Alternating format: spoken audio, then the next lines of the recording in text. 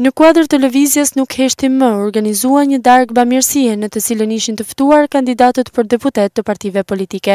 Alketa Leska, i pjesë e kësaj lëvizje, tha se qëllimi i aktivitetit ishte financimi i projektit me titull Përrall nga e tashmja, që konsiston në krijimin e një rruge arti me piktura murale në periferi të qytetit të Shkodrës. Aktiviteti i sotshëm ka lidhje me financimin e një projekti, i cili do të realizohet në një nga lagjet periferike të qytetit, për të krijuar një street art, pra do të bëjmë disa piktura murale, cilat do të kenë gjithmonë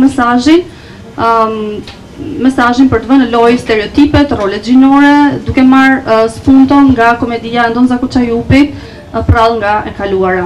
Janë treguar të disponueshëm vetëm kandidatja Izmira Ulqinaku e Partisë Demokratike dhe kandidatja Senida Mesi e Partisë Socialiste, por të cilat deri më tani ne po i prisnim, por na lajmëruan që kanë të pamundur të vinë. Gjithsesi janë të disponueshme të kontribuojnë diçka për projektin. Ne do të ishim shumë të kënaqur të kishim këtu prezent. I pranishëm ishte edhe kandidati për deputet i PDU, Sejit Fishta, i cili premtoi se do të impenjohet në veçanti për realizimin e këtij projekti, por edhe në iniciativa të tjera të ngjashme si kjo.